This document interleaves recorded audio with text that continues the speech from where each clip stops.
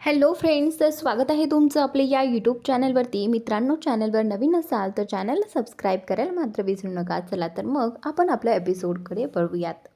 इंद्रा आणि राणी दोघेही जण फिरण्यासाठी बाहेर आलेले असतात आणि तेही सकाळी सकाळी मॉर्निंग वॉक चाललेला असतो. आणि त्याचवेळी राणी जी आहे ती इंद्राला बोलते की मला आता तुमची तब्येत ठीक वाटत नाही आहे, तुम्ही रनिंग करूच शकत नाही आहेत. तर आता इंद्रा बोलतो की तू असं म्हणतेस तर ठीक आहे, मी आता तुला करूनच दाखवतो. असं म्हणत इंद्रा तिच्यासमोर रनिंग करतो आणि त्याचनंतर दोघांचंही फिरून होतं आणि ते दोघेही जण घरी यायला निघतात. इकडे आबा जे आहे ते केटीबरोबर बोलत असतात आणि केटीने आबांना सगळं काही सांगितलेलं असतं. आणि त्यावेळी आता इथे आबा जे आहेत इंद्राला आणि राणीला समोर बोलवतात आणि त्याचवेळी आबा इंद्राला सांगतात की इंद्रा, तुला आज ऑफिसला जायला पाहिजे. त्यावेळी इंद्रा बोलतो की पण आबा, माझं मन नाही आहे, आता तर मी नाही जाऊ शकत. पण आबा जे आहे ते बोलतात की नाही इंद्रा, आता तुला फॅक्टरीकडे लक्ष द्यावंच लागेल आणि तसंही आता किती दिवस तू घरी राहणार. तर त्यावेळी आता इकडे ह्या विक्रांतने टेरेसवरून पाहिलेलं आहे की केटीने आबांना असं काही सांगितलेलं आहे जेणेकरून इंद्रा जो आहे तो आता ऑफिसला जाणार आहे. तो केटीवरती प्रचंड भडकलेला आहे. तो बोलतो की हा कळीचा नारद कळ लावूनच दिली ह्याने आणि आता ह्याच्यामुळे इंद्रा ऑफिसला येणार. तो प्रचंड चिडलेला असतो आणि असाच चिडलेला तो त्याच्या रूममध्ये जातो. रूममध्ये गेल्यानंतर तो स्वतःवरतीच ओरडू लागतो. या केटीला ना काय करावं कळत नाही.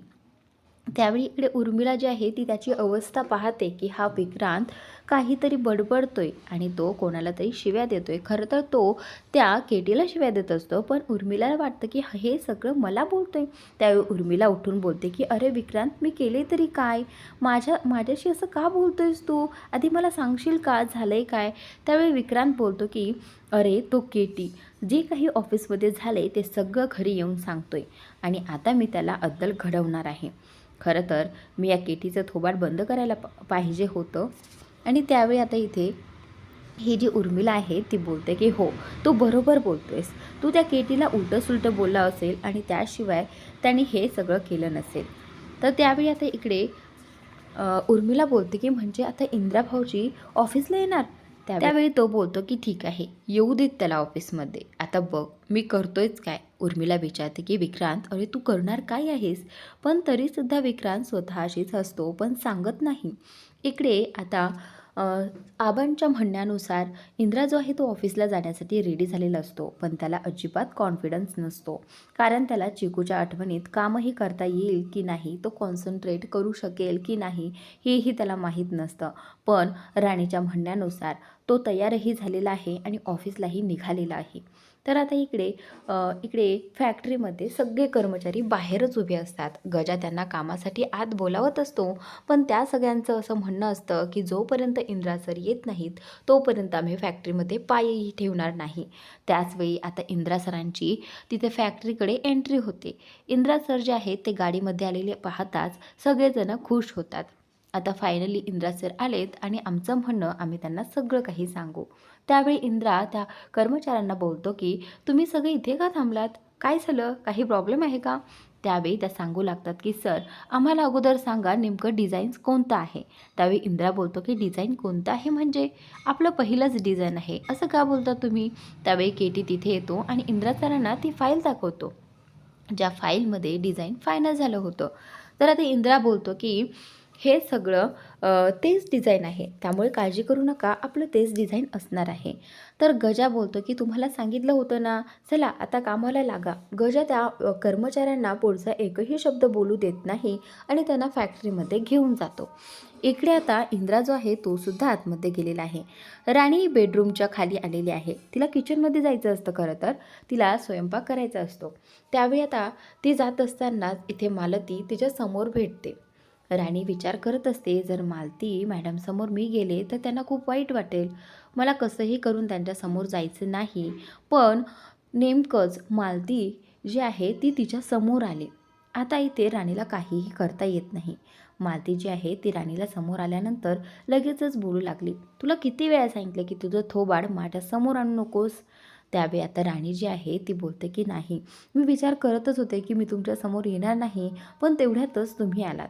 तिला सांगूनसुद्धा दिलं नाही आहे, तिला सफाईसुद्धा देऊ दिली नाही.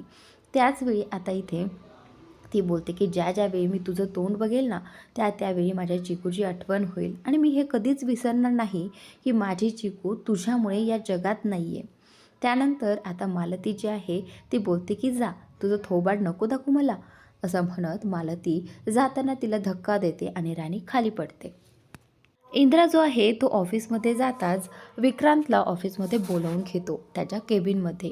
विक्रांत समजतं की इंद्राने त्याला इथे कशासाठी बोलवलं आहे, काल जे काही झाले आणि त्याचमुळे त्याने मला इथे ओरडायला बोलवलं असणार. तर आल्या आल्या इथे इंद्रा विक्रांतला बोलतो की विक्रांत काल काय झालं होतं. विक्रांत आता सफाई द्यायला सुरू करतो. विक्रांत बोलतो की इंद्रा खरं तर मला माफ कर, कारण मी काल जो काही वागलोय ते सगळं माझ्या चिकूमुळे.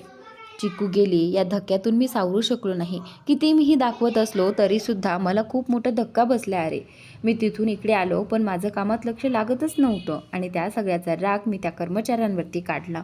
त्यामुळे खरंच मला माफ कर आणि मला समजून घे.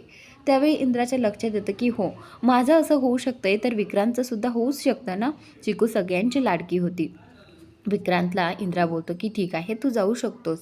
आणि त्यावेळी विक्रांत बोलतो की इंद्रा, आज काही क्लायंट येणार आहेत आणि त्यांच्याशी आपली डील होणार आहे आणि त्यासाठी तुला तयार राहावं लागणार आहे. त्यावेळी आता इंद्रा बोलतो की काय, आज येणार आहेत व्हिजिटसाठी?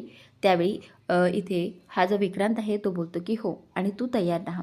तर इंद्रा जो आहे हे ऐकल्यानंतर त्याला खूप आश्चर्य वाटतं, कारण त्याला वाटतं की आज जर हे क्लायंट आले तर मी त्यांना कसं फेस करू आणि मी त्यांच्याशी कशी मीटिंग करू, कसं डील करू, मला हे डील मिळेल की नाही याचंही त्याला टेन्शन आलेलं असतं. कारण चिकू गेल्यामुळे त्याला कामामध्ये अजिबात लक्ष लागत नव्हतं आणि तो कसं बोलणार असतो, सगळ्यांसमोर कसं बोलणार हा प्रश्न त्याला पडलेला असतो.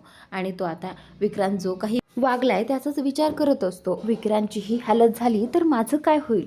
आणि त्यानंतर त्याला पुन्हा पुन्हा चिकू ज्या प्रकारे राखी बांधत असते, ज्या प्रकारे त्याच्याशी बोलत मस्ती मजा करत असते ते सगळं आठवायला लागतं आणि त्याने त्रासही व्हायला लागतो.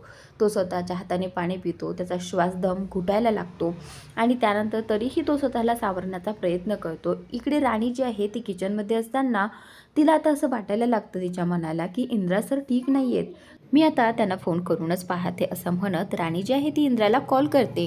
आणि इकडे ही जी उर्मिला जी आहे ती किचनमध्ये आलेली असते, तिला खूप भूक लागलेली असते. ती पाहते की आत्ता सध्या काहीही बनवलेलं नसतं. ती लगेचच बिस्किट घेते आणि बिस्किट खाऊ लागते. त्यानंतर ती पाहते की भाज्या अर्ध्या शिजलेल्या असतात आणि गॅस बंद केलेला असतो. ती बोलते की हे असं अर्धवट काम करून कोण गेलं. त्यानंतर राणी तिला बाहेर जाताना दिसते. इंद्रा आणि राणीचं फोनवरती बोलणं झालं आहे. त्यावेळी तिला असं दिसलं आहे की इंद्रा सर ठीक नाही आहेत आणि त्यांच्यासाठी ती ऑफिसला जात आहे. त्यावेळी राणी जात असतानाच इथे काकींना सांगून जाते की स्वयंपाक राहिलेला आहे, मी इंद्रा सरांकडे ऑफिसमध्ये चालले आहे, तेवढं तुम्ही स्वयंपाकाचं बघा, असं सांगून ती चाललेली असते.